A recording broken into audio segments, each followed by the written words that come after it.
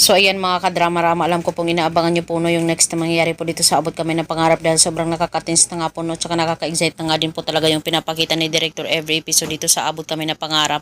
Habang nalalapit na nga po talaga mga kadrama yung pagtatapos nito, talagang siguro ngayong September katapusan matatapos na din po talaga yung Abot Kamay na Pangarap. Talagang yun na nga po yung pinakakahihintay natin mga kadrama. So alam naman po natin mga kadrama kung ano yung naging scenario po ngayon dito no, dahil nga po itong si Dukim talagang niligtas nga po niya itong si Annalyn dahil nabaril nga po siya tsaka binigyan din talaga ni Dukim ng first aid itong si Annalyn at tsaka nakapunta din talaga sila sa isang bahay ng lolo ata yun na talagang tinulungan po talaga sila na doon muna talaga sila magstay para safe nga po sila. At saka ngayon ay 50-50 nga din po talaga itong si Annalyn, di ba?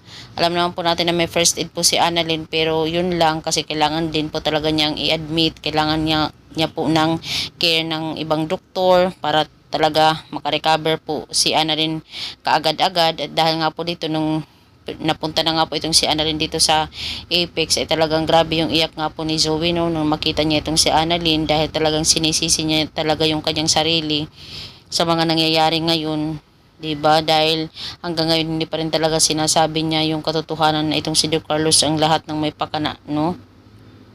Kaya sabi ni Zoe na Annalyn, lumaban ka please, sorry sa lahat-lahat, kasalanan ko to, 'di ba?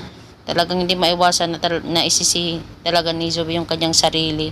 Imbes na magre-rejoice siya, magiging masaya siya sa mga nangyayari pero hindi. Talagang iba yung kanyang nararamdaman ngayon no dahil parang na-miss niya tuloy itong si Annalyn. Na imbes na walang kasalanan itong si Annalyn, talagang nadadamay din po talaga at lalong-lalo na si Miss Katie na mahal talaga ni Zoe na parang sister na daw yung turing niya kay Miss Katie at lalong-lalo na din po sa pagkamatay din talaga ni Doc Lyndon sa mga kamay ng kanyang tatay na si Carlos, di ba? Talagang grabe na yung mga nararamdaman ngayon ni Zoe na parang puputok na siya, di ba? Sa kanyang kanlungan dahil sa mga nangyayari ngayon na minsan hindi niya na ma-carry.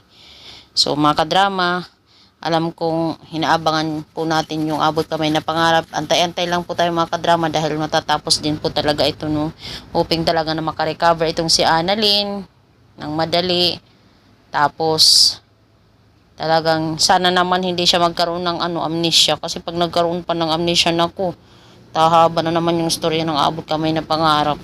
Dapat sana idirektahan na lang talaga itong si director para matapos na at saka alam kong inaabangan po ito ng lahat ng mga manonood yung pagtatapos ng Abot Kamay na Pangarap. So yun lang po mga kadrama.